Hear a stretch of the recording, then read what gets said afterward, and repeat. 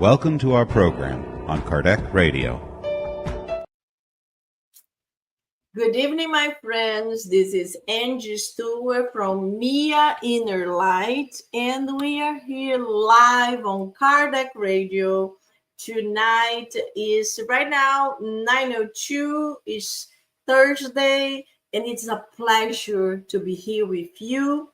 We are in December. This program happens once a month only, so this will be the last program for the year of 2024.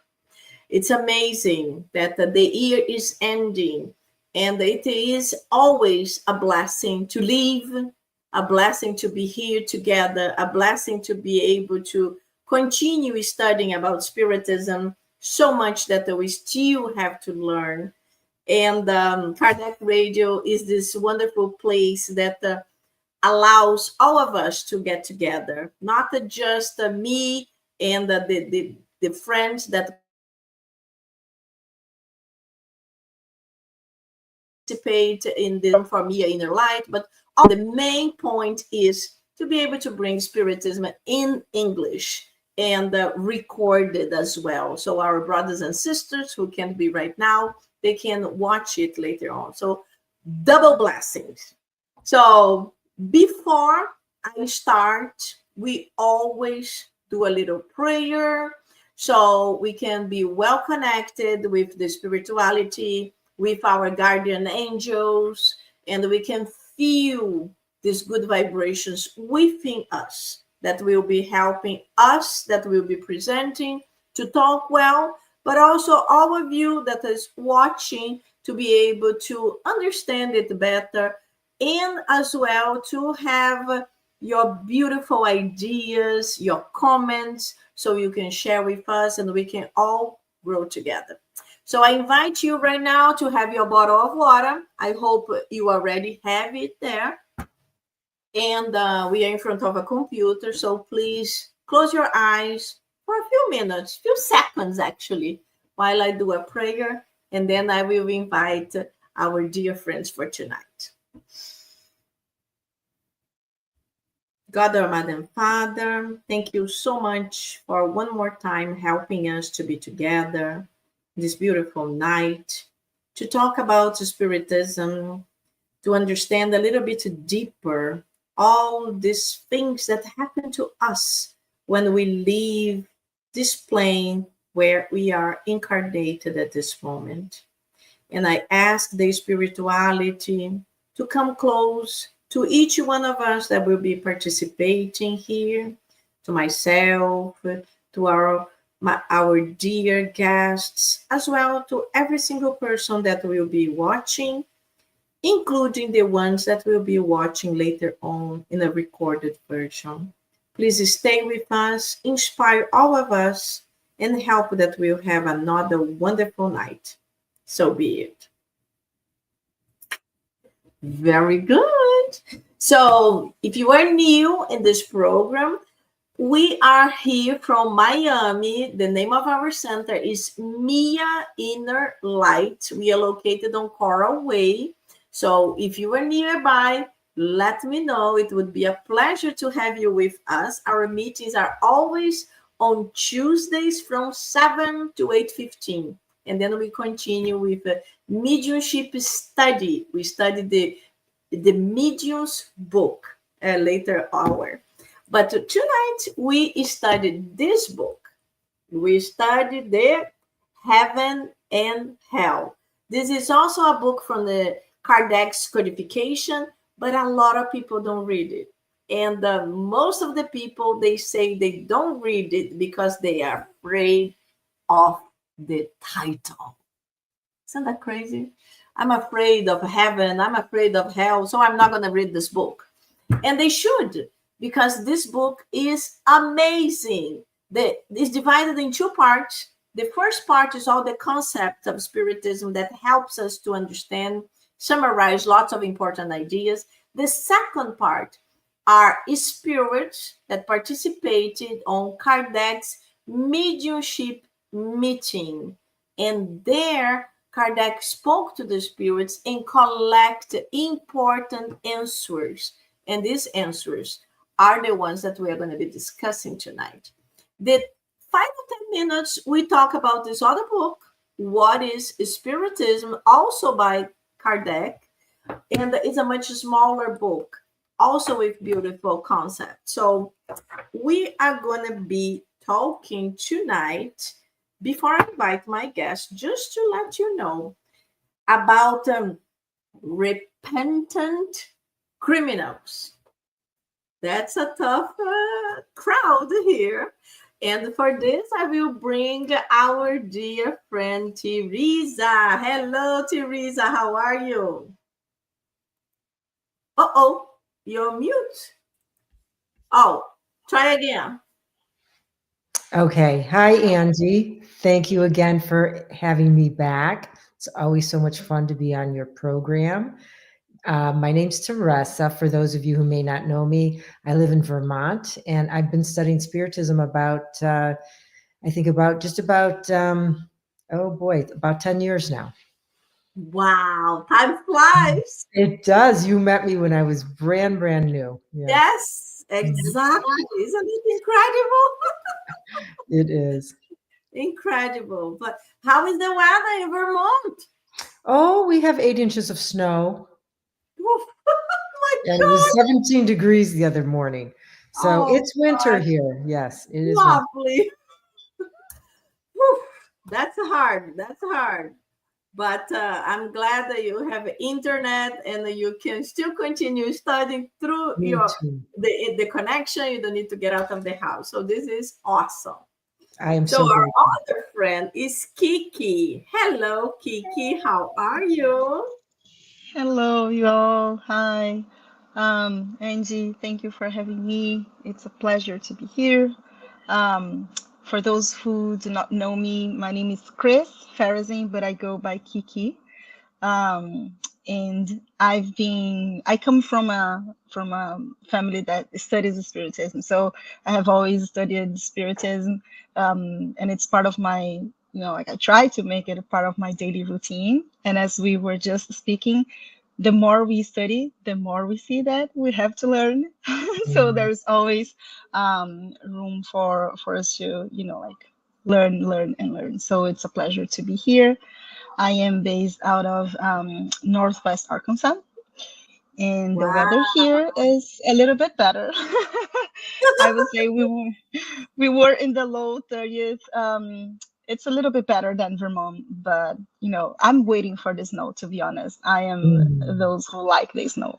Oh, of course, I'm not the one. I'm not the one shoveling. My husband is, so that's why I like it.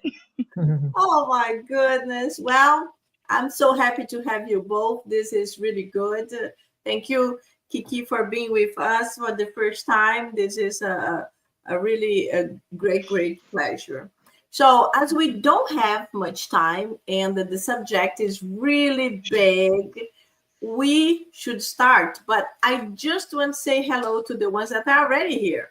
So, hello, Juan. Very good. Juan lives here in Miami and he comes to our center.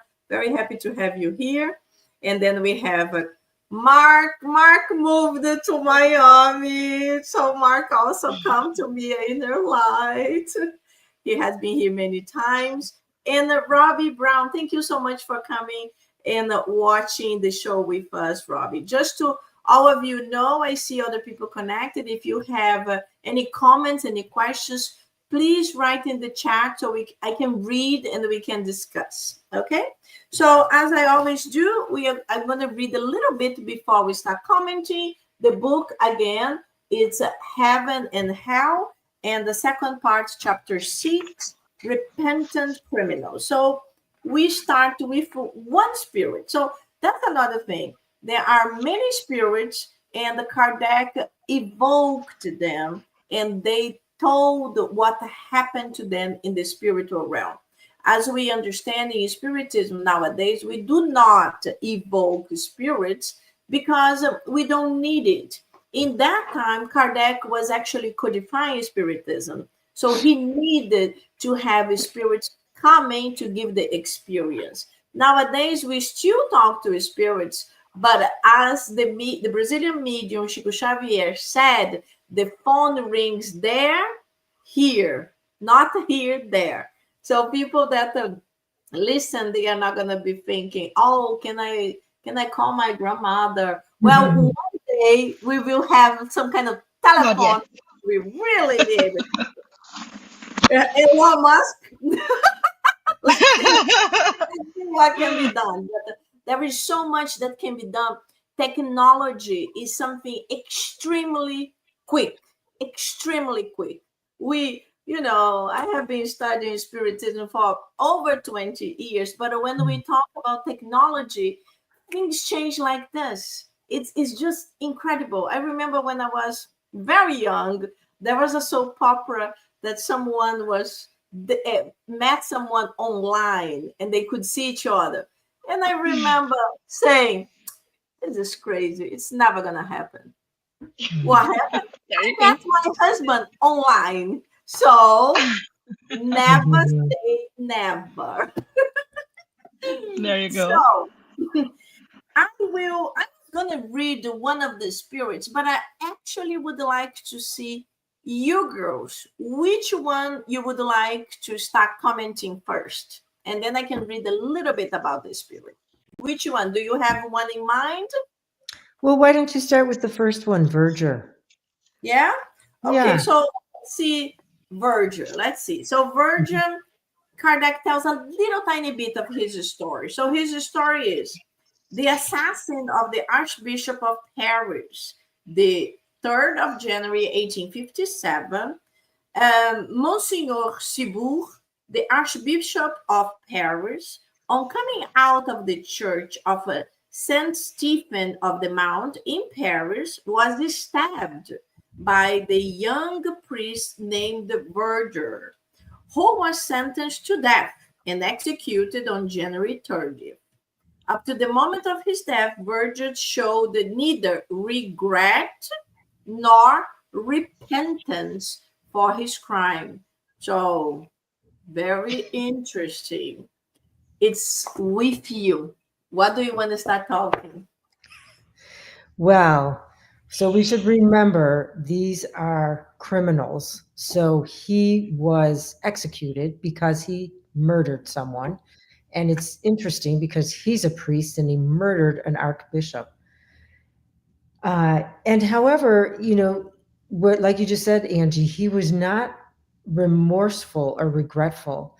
And as a consequence of that, his discarnation is slow. So we read in the passage that was in the earlier section of this book about when we're very low vibration or very materially attached.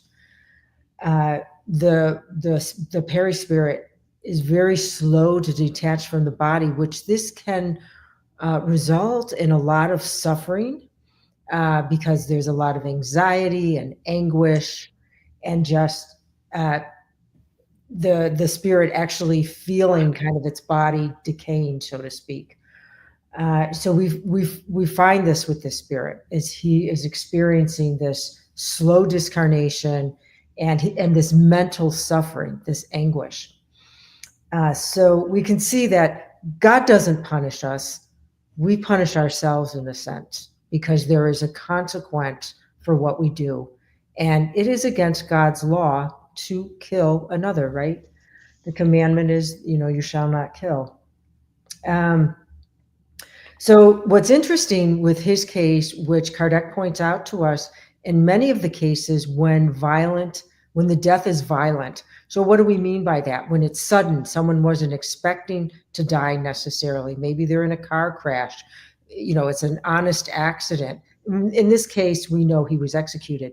But the same thing is the spirit may not realize it has passed over, so to speak, that its body has died, discarnated. And so it's in its spiritual body, but there again, we remember there's a certain amount of physicality, material to the perispirit. So the spirit has a sense that it's still alive. It doesn't recognize itself and is dead. And I know this can sound very bizarre if you've never heard of this. Myself, the first time I heard of it, I was like, how can that be? How could you think you're still alive? But when we have that experience, and what has happened to me is waking up, thinking I'm awake, feeling I'm awake, and then realizing later I was not truly awake. I was in my spiritual body. And so it's kind of like an out-of-body experience. One may recognize that more. But so this is what happens with the spirit. And he gives the reason, because they ask, like, why, well, they don't ask him why he did it, but he offers the information. He says he needed to kill this archbishop because he could no longer feel humiliated. And so what can we understand by this? We don't know the reason. We don't know what the archbishop said or did, but this man, Verger, felt humiliated. And what is this? This is his pride, humiliation. And the spirits tell us the two things that are the greatest obstacle to our moral progress is pride and selfishness. And we see an example of it with this. He kills the man because his pride is hurt, basically. And so, and the other way he suffers is he's continually, kind of afraid of seeing his victim, because he murdered him. And it's like a replay of the occurrence that is painful, or that he suffers. He kind of has anxiety about experiencing this over and over again. So again, it's not God that punishes us. It's our own conscience that punishes us. I think that's all I can share on that one. Yeah, no, If I it is a great Teresa, because this is a lot of people still don't understand this. They still think God is that old man sitting somewhere up there, and he chooses someone to be happy and someone to be unhappy, or it's the one that also says, you kill, now you're gonna go to hell forever. And it's not true. We all made mistakes, and we have to pay for our crimes. We did something bad. We need to pay for our crimes in the law of society and the law of God. Sometimes the law of society cannot catch it, but the law of God never misses it. But what happened is as you said, is our conscience, our mind. When we go to the spiritual realm, it's almost like we have this awaken that we didn't have while we were living. And then we start, most of cases, because we are all different cases, most of cases, people start feeling bad. Sometimes they don't feel remorseful, but they feel, I don't, like you said, I don't like to see this guy that I kill, and I keep seeing him. I don't like it. Maybe he's not remorseful yet, but one day it will reach. And as we're going to see different cases, some people immediately feel bad. Go ahead, Kiki. I cut you out. No, you're good. I think that this case has some interesting things for us to reflect on.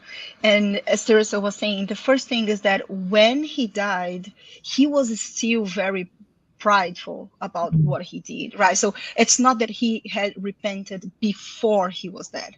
And this is an important thing as we study, because as he goes to the other side, as Teresa said again, he's still very much tied to his matter, to his body, so he can feel everything that is going on. The perispirits is still very strongly connected to his feelings, and this is all going to bring him a lot of suffering. So he can see, I don't mean to be too graphic, but one of the things that he says is that he sees his head out of his body, because he, this is how he was dead. And it could be shocking, right? Like, and one of the reasons is exactly because it took him to go to the spirit life for him to start realizing what he had done. And then it's when he starts, repenting, and then it's when he starts to soften his heart a little bit more to then understand. So I think that This is an important thing, and this is one of the aspects of the repentant spirits, those who just repent after the death of the body. Yes, definitely. We have a short comment here by Robbie. So Robbie mentioned becoming accountable for our choices. Exactly, free will. We have to learn how to use well our free will, or consequences will come. Exactly. Yeah. Very good. Exactly. Which other one you want to discuss? By the way, guys, you are watching us. Any comments, any questions, please just write it down, and then I will read, and we can talk about it. Okay. So this was Virgil.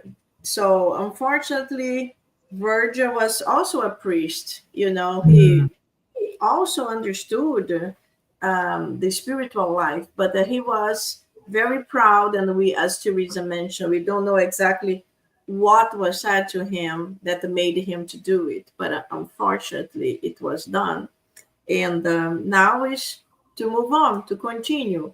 God is a good mother and father, and we will all have a chance to improve and to do better again. And that's why reincarnation is a blessing, because we will all come back in another life, in another chance. So better choices will have to be taken. So what else you want to talk about? I think so. If you want, we can go to one of the cases. It's a little bit towards the end, but the Castelnaudry spirit is a very interesting case as well. So this is a case of a small house in a place called Castelnaudry, and I hope that I am pronouncing this correctly, where a lot of different people was trying to live in their house, but the house was kind of haunted because people would have been harmed in there. This is 1848, and there were a lot of exorcisms performed there, but like anything would help. One father, so one guy, the owner, Mr. D, how the way that they said, they moved in, and they said he suddenly died years later, and the son of Mr. D decided to move in and see what was going on.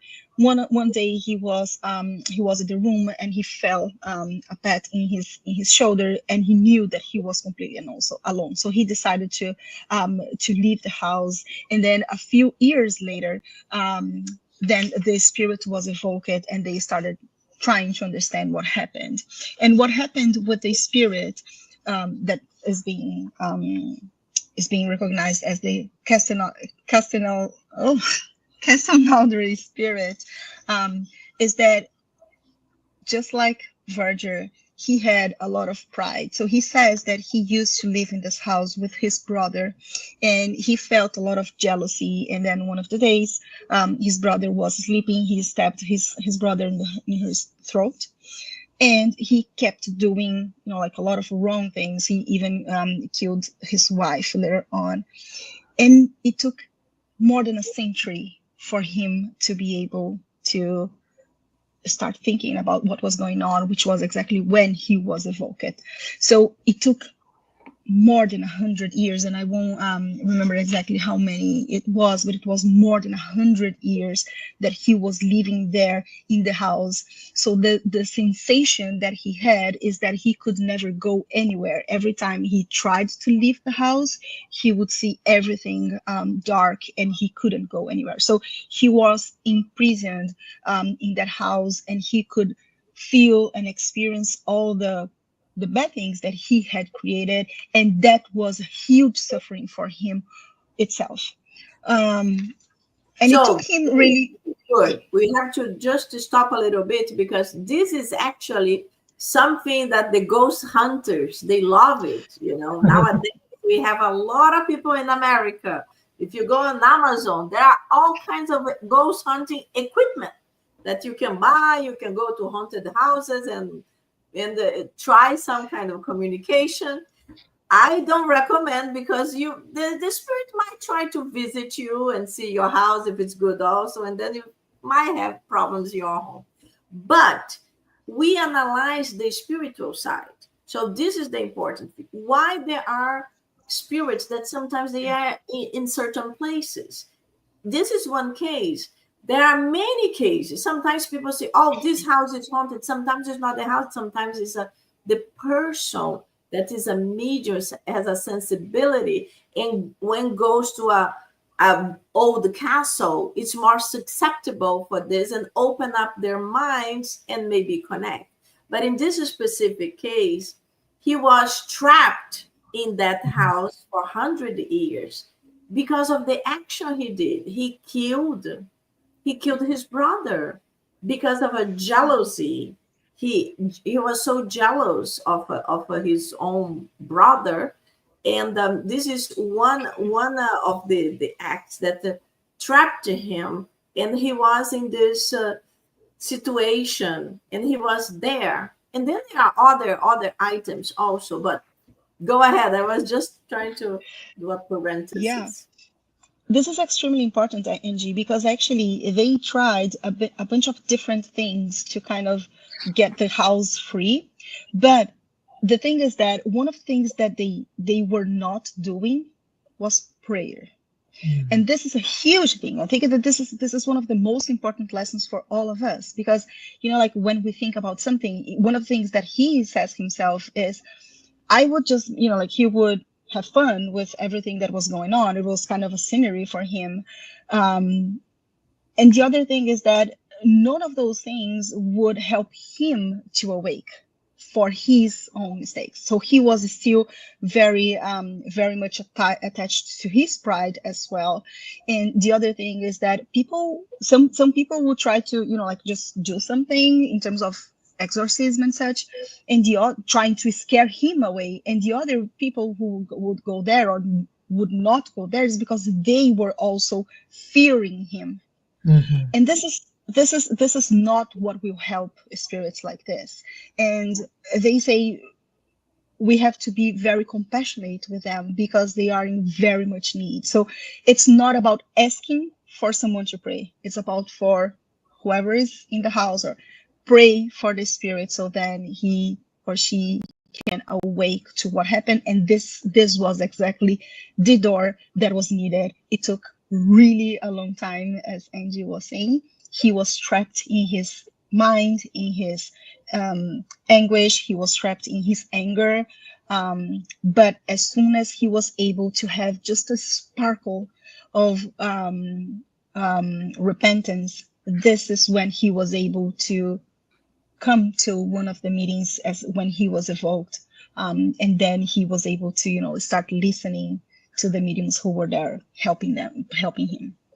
So I think that this is so amazing, because a lot of people don't understand the power of prayers. They always say, oh no, prayer, no, maybe there is a secret formula. There are no secret formulas. There is really love when we are able to do a heartfelt prayer that we genuinely want to help the spirits to receive help. We can even pray to a good spirit to come there and help him or her. This actually works. We don't see, most of the people cannot see what is happening because they don't have this power, but love helps all of us. Even the worst criminals, they have a little love within them, and we should see them as little children that didn't understand how to behave well yet. And as you say, the power of prayer, it's amazing. So he was able to be brought to a meeting and start understanding what he did and how to move forward, how to improve. That's really, really good. And to your point, Angie, with all this curiosity that people have, you know, with haunted house, we should be respectful of them. You know, they are suffering. Like, they are suffering. I know that sometimes we take those horror things as, you know, like as some level of entertainment, but they are suffering. So how can we just laugh or feel entertained about that. So we have to be respectful. And whenever we see something like that, like, the more we pray, the more we help them to, like, see the light. Yes, yes, exactly, exactly. Yeah. It's totally true. It's a this TV shows for by one side is good because there are so many people that believe in nothing. They Mm. believe that we are just this piece of meat, and when this die, there is nothing else. And these programs, they many of them they bring very very strong proofs, evidence that there is some kind of intelligent being there. But Yeah. exactly as you said, it's another person like me and you, and Yep. you put yourself in that situation. If you were trapped there and you cannot leave, and you don't see an exit, it's sad. Yeah. And we have the superpower that we know we can help, so we should always try to help if it's possible.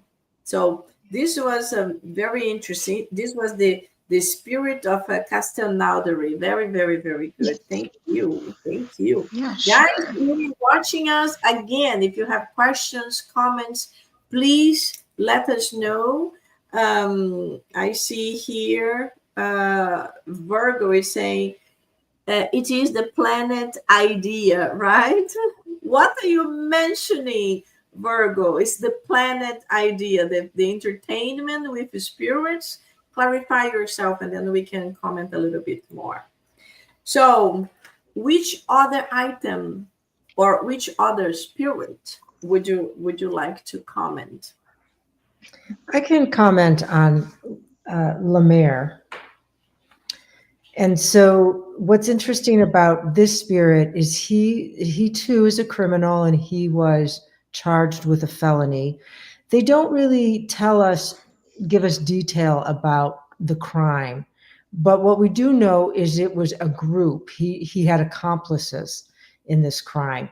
And what's interesting is that his suffering was even more, or their suffering, because they were blaming each other.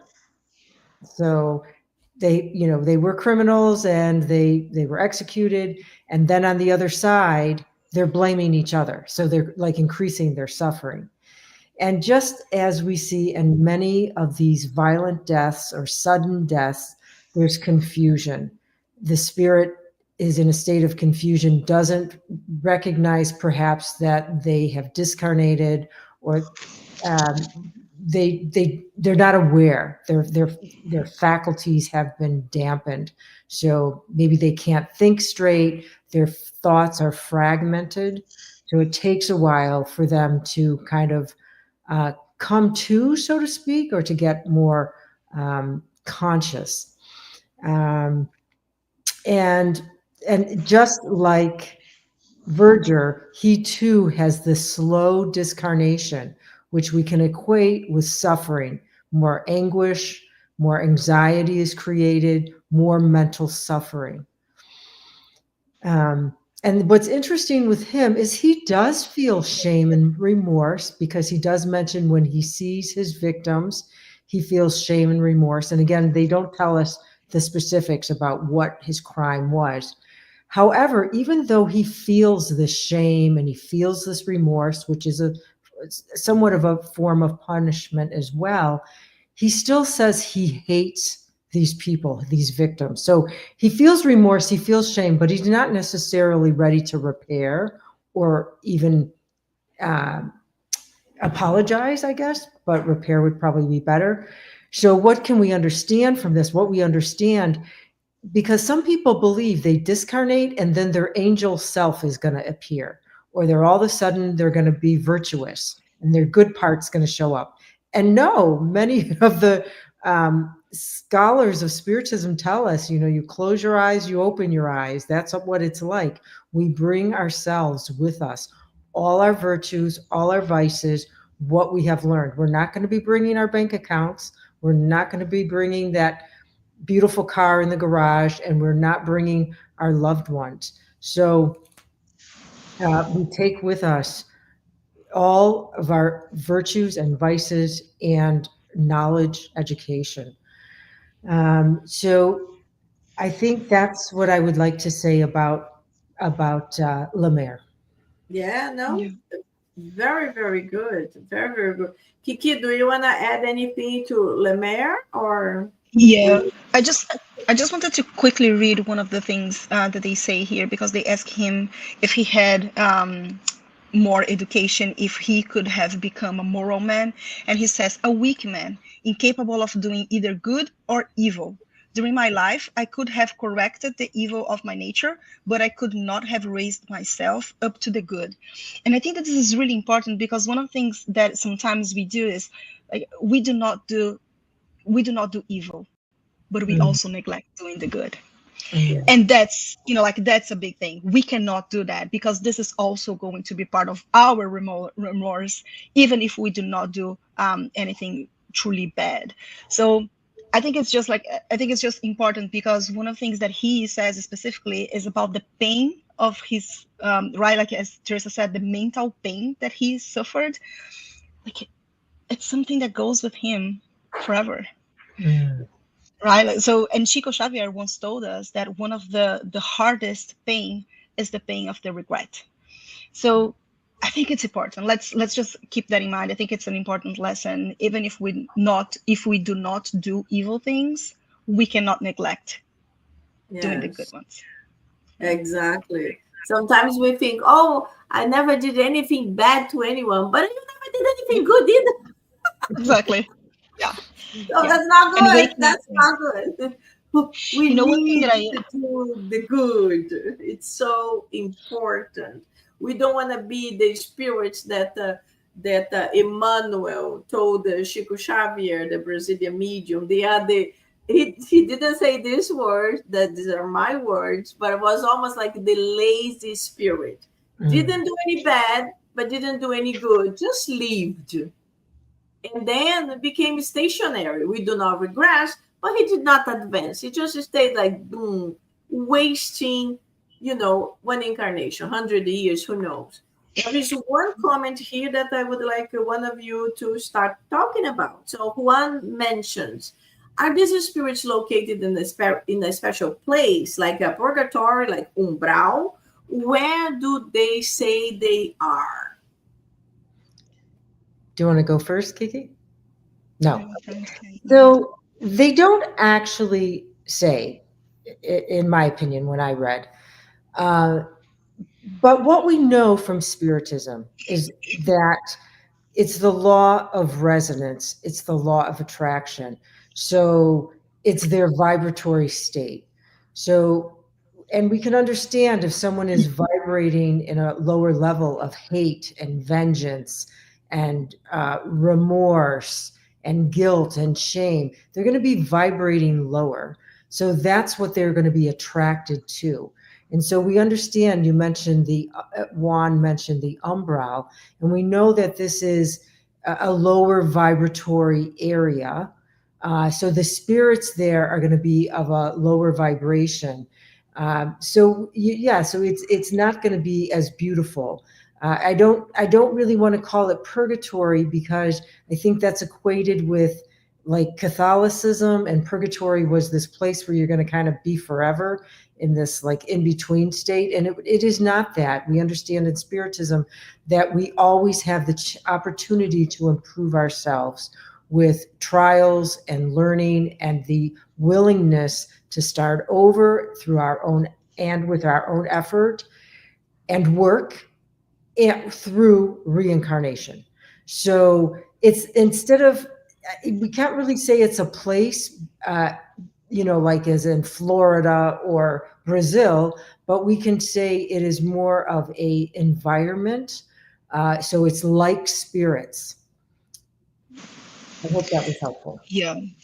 Yeah, Yeah. like And a in addition, yeah, that's what I would say. It's a state of mind, because remember that one of the things that we learned on the Castelnaudry spirit is that he was trapped in his mind and he could not leave the house.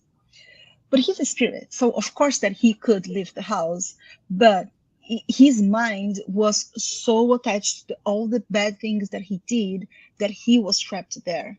So as Teresa said, whenever a spirit is bringing all that low vibration, this is the only thing that the spirit can see.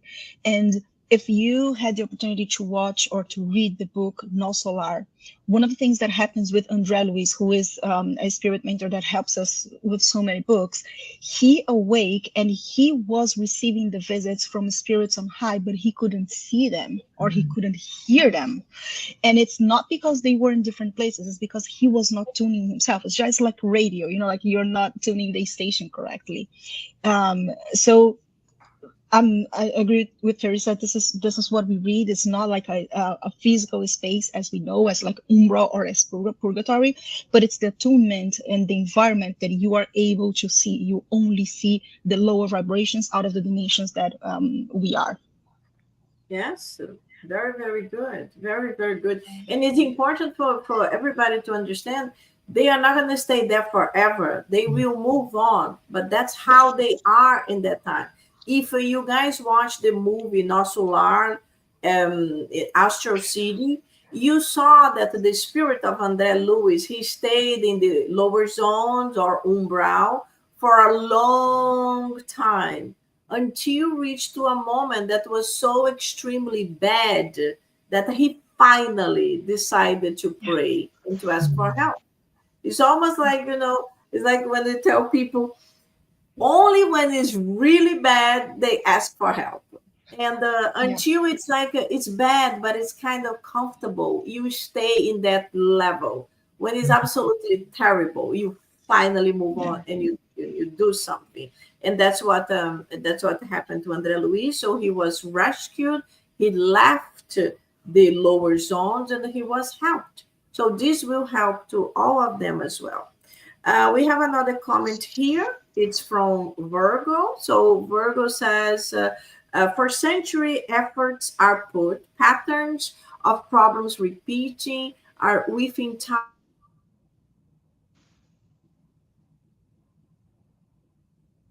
Oops. I think she froze. Study failure possibilities and trials. Yes, Virgo, exactly. Life is made of choices. In our moment right now, we are making a choice because you are here with us. We are discussing spiritism. You could be watching a soap opera that it's going to be entertainment, but you chose to be here to discuss about spirituality, things that could happen to me, to you, to many others, and Kardec documented, and we are trying to understand, to resonate. So we're making the right choice. And Angie, if I can steal this for us to speak very quickly about the last case, because I think it has a lot to do with what you just said about us being aware of who we are and choosing who we want to be. This is extremely important. Like this is what happens with Jacques Latour. And it's a very interesting case to be studied because he was a murder condemned as well. But the thing that I think it's most interesting in this one is how he was begging so much for support, because the descriptions of his pain, the description of his suffering is something really that anyone who reads will feel compassionate about the spirit, and he's asking for this compassion, and this compassion is the only thing that is helping the spirit to really be able to slowly detach from the sufferings. But one of the things that they teach us in this, and I think it's really important for us to reflect, is that the repentance itself will bring us to the regrets, will bring us to the remorse, will bring us to shame, but we cannot stop there. If we dwell on the shame, if we dwell on, like, oh my gosh, I was so bad, I did something terrible, and we stay with that feeling, that will turn into guilty. And guilty is also a low vibratory thing that will not enable us to move forward. And here, in this case, they are showing us and they are reinforcing to us that God is so merciful that if we just allow ourselves to understand the wrong that we did, It's important, but it's only the first step. Then we have to start evolving. Then we have to, which is exactly what Virgo was saying, right? Like, it's the decisions that we make. So it's not only about being aware of the wrong that we did. It's not only about repent, but it's also about which are the actions that we are going to take once we are aware of that. And he is, of course, that this spirit is helped through many, many years as well, for him to be able to really get out of all the sufferings.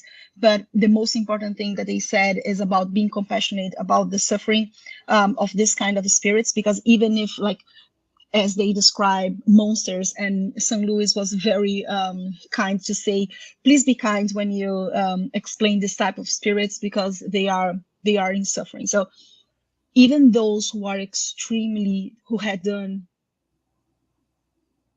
outrageous things, they will also repent. They are also our brothers and sisters, and they also need our love. They need our love more than anything else. But most importantly is not only be aware, not only repent, but also move forward, because otherwise we're just stuck in the lower vibration of guilty. Exactly. Otherwise, we become the poor me. You know the story, the poor me. Oh, my life is so terrible. I got unemployed. I got sick. My son is this. Yes, we all go through terrible situations. There are people that go through more pain than the others, and we understand this because of things that we did in our past lives, or things that we're not doing well in this lifetime. But we cannot be stuck in the poor me. We have to move on. And a lot of people lose their jobs. I lost my job many times. And yes, there will be that time, that period of time that should be short, that you are just desperate, upset, cry, what I did wrong. But then you have to move on. You have to move on to get another job. And hopefully you will not repeat the same mistake, or you will be in a position that you will do better. You will grow. So if you stay home, cry, oh, why did I lose my job? Even God cannot help you to get a job, because you are not moving. You are not calling your friends. Exactly. You are not updating your resume. You know that your guardian angel must be screaming like, call Teresa. Call. And you're like, I don't want Yeah. to. We need to help ourselves so the spirits can help us as well. Right. My goodness. Teresa, do you want to add anything to the one that Kiki just mentioned, Jax? So Um, just for the public to understand. So Jax was an assassin. What else? Any other details we have about him? What he did? What happened? I think he was a thief, that he stole people's money. Mm-hmm. I think that's I, what they said. Yeah. And then these spirits were after him, and this is one of the ways he was suffering, because he would see them and he would beg, to stop the seeing people of them. the seance not to leave him, because he knew he would be going back to these Yeah. spirits who were, um, you know, they're angry with him. They wanted him to suffer. I don't. I do want to say, though, just about Benoist, and I won't linger, but I just want to say one thing. He was a monk. And what's interesting about his case, he abused power, he was cruel to people, but he was not pronounced a criminal on earth. He was never charged. He was never brought to court. No one ever knew about his crimes. However, when he went to the other side, he had to face his punishment. So it's something to us. We don't need to be found guilty on earth. That sometimes we can surpass earthly laws, but Yeah. we will face our own conscience. So thank you. Yeah, this is one thing that many years ago I used to be so extremely upset. I'm a lawyer, so I worked with many cases and the many very sad situations of little crimes that the people, because of many factors, money or documents or no lawyer, they end up staying in jail for a long, long time. And I felt absolutely terrible. But later on, understanding Spiritism, nothing happens by a chance. And for the law society, yeah, it's really terrible. And we have many cases of people that they were sentenced for 30 years and they stayed 30 years in jail. In America, there are many cases. And then we, for some reason, someone decides suddenly to open that case. And then nowadays there is DNA, nowadays there's that, boom, was not him. And the person goes out. We know in the spiritual realm, we have books from Chico Xavier, other mediums, that they explain cases similar to that. That in the previous life he committed a crime, he did all kinds of things. Nobody ever discovered. But then when he came to a new life, and many times, the person in the spirit asked to go through that to understand what he did and to be able to be free from that debt. And sometimes that's what happened. Sometimes he ended up being guilty for something he didn't do because in a previous life it was never really discovered. So I'm not saying this is all the cases, but this is one of 100 possibilities. But it's just for us to think. And nowadays I feel a little bit better when I encounter these cases, knowing that the justice of God never misses. So nothing happens by a chance. And this is very, very important for all of us to understand. And uh, so there is a comment here. Leo said, I think God can help to get a job. Well, I believe so, but you have to do your job first. You have to update your resume. You have to talk to your friends. You have to connect with LinkedIn. You might need to have special classes for something to bring your resume to be a little bit more outstanding. And then God will help you to get the nice job. Girls, thank you so much. That was really, really interesting. And this book is wonderful. So we are going to dedicate our last few minutes to another wonderful book that nobody reads. And this is the one I mentioned before, is What is Spiritism? What is Spiritism? So I have this items here that we could read and then we could comment. So we are talking here about mediums. Mediums. They are these people that have this connection, that they have actually the pineal gland in the bottom of their skull that are a little bit more developed, and they can actually connect with spirits, or they can see or hear something a little bit more like outstanding. So they are called the ostensive mediums, because we are all mediums, maybe very little, but these are the ones that are ostensive mediums. So let's read what Kardec talks about. I highlighted in yellow what we could have like a summary, so we can read a little bit more. I would like to start with Teresa. As I move on, I will switch and the comment. So Teresa, can you read? Can you see? Sure. Oh, yes, sure. So the mediumistic faculty is connected with the organism. It is independent of the medium's moral qualities and may be found in the most unworthy as well as the most worthy individuals. This does not apply to good spirits communicate voluntarily to varying degrees through this or that medium according to their affinity with the medium's own spirit. What comprises the characteristics of mediums is not to become playthings of frivolous and deceitful spirits.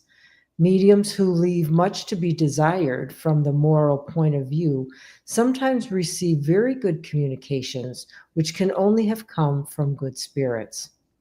God, whose goodness is infinite, cannot refuse assistance to those who have the most need of it. The virtuous missionary who teaches good morals to criminals is acting in the same way as good spirits do with imperfect mediums. Very good. So now I ask both of you, what can we summarize that? Because a lot of people tell me, oh, that person must be wonderful because that is a wonderful medium. They mentioned they're wonderful medium, but I don't understand. It's always suffering spirits. So is this person a bad person? So tell me, is this medium a bad person because they communicate, they provide the communication of suffering spirits? Absolutely not. Not that we read about. So the as they are saying here, the mediumship is a faculty that anyone can have. So that's the first thing, right? The second thing is the mediumship is a tool for us to be able to support those who are in need. So those who come to us are in need. Of course, that there are the good spirits who come to us to give us some guidance, to give orientation. So the type of message that we are going to receive, that might change depending on the spirit that we are, like giving the chance to speak. But by all means, it doesn't mean that a medium is good or bad according to the spirits that they talk to. And there are great examples of that. Exactly. And as we read in the beginning, mediumship, it pertains to the whole humanity. And, there are good people that are mediums and there are bad people that are mediums. And the mediumship is everywhere, in any type of religion, in any type of country, in any type of belief. What happened is that a lot of people don't talk about that because of prejudice. People start saying, oh, that person is schizophrenic. She says that she sees spirits. It's kind of weird. So people don't talk about it.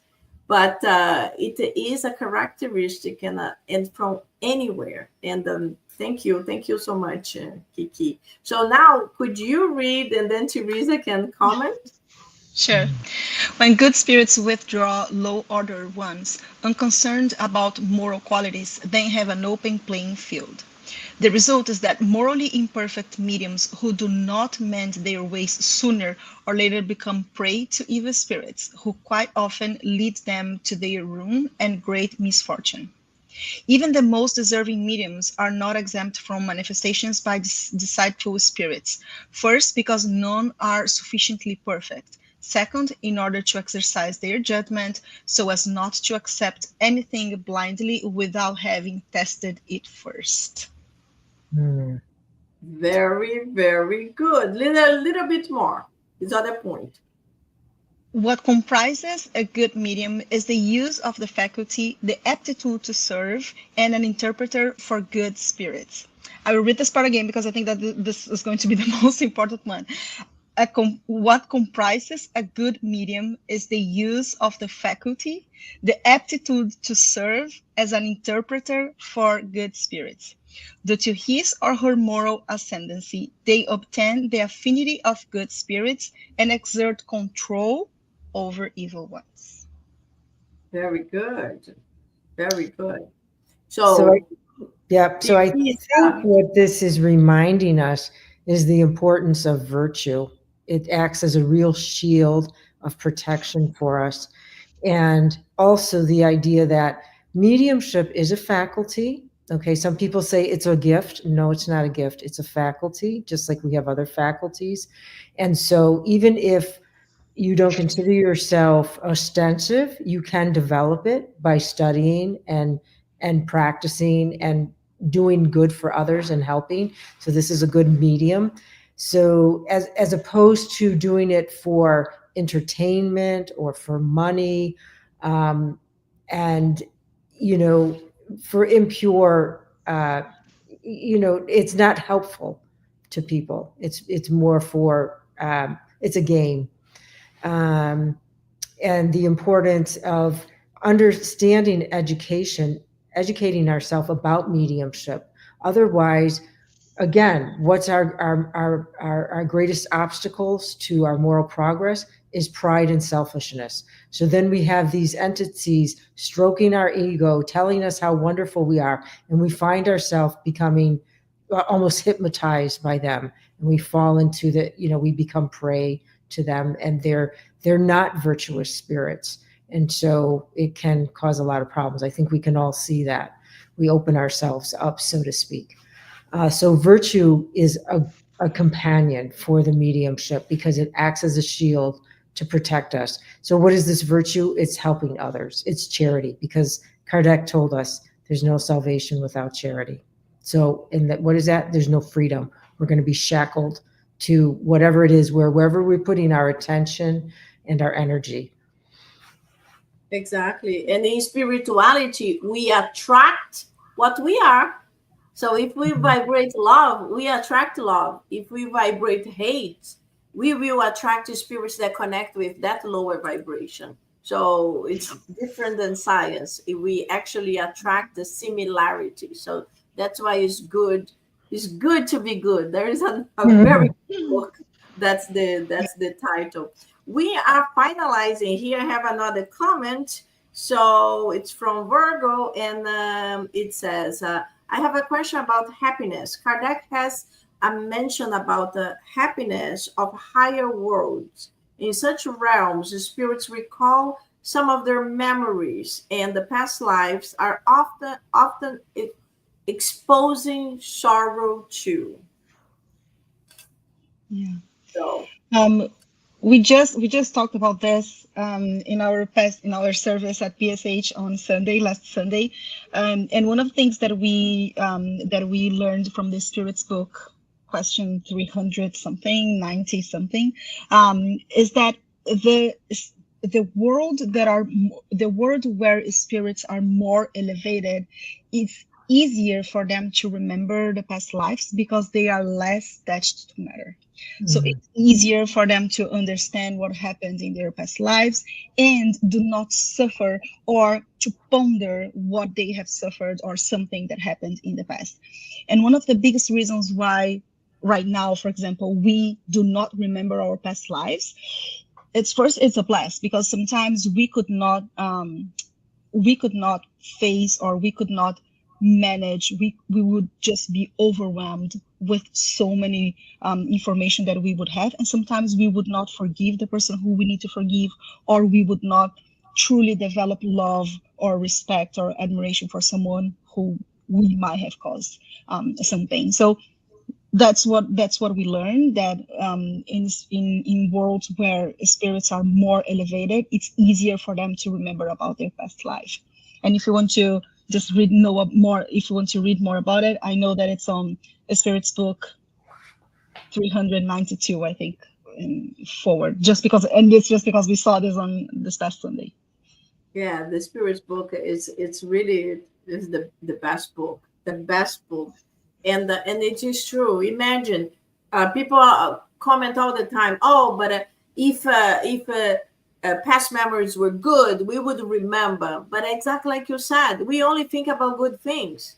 If you remember that you were actually the murderer of your brother, how would you feel? That's why, and then you start saying, that's why I hate him.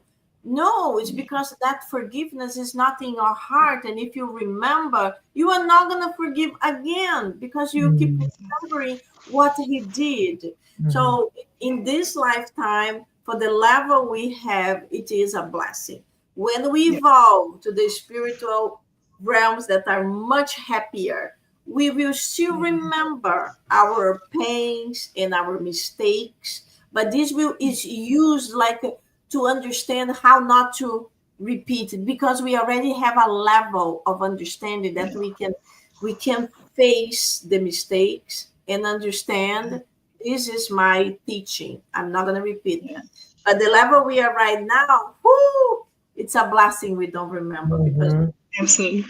And the other thing too is that whenever we go, whenever we leave our material body, we still retain the lessons from this lifetime. So it's not that we are going to start all over from the scratch. I mean, we will start all over, but we will retain the lessons. We will not retain the facts, but we will retain the lessons. So the next time we are faced with whatever situation, like a situation of jealousy, for instance, our conscience will bring to us the reflection of, should I really go to this path, or should I go to a different one? So we go back to the decisions.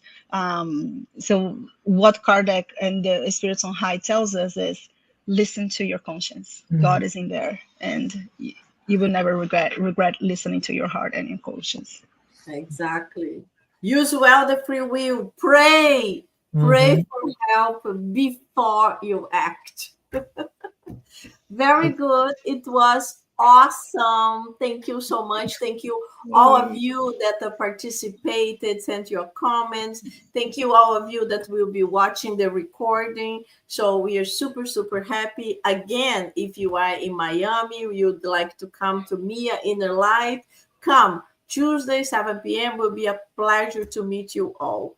And I would like to ask Kiki to do our final prayer. Yeah, absolutely. Thank you. So let us close our eyes.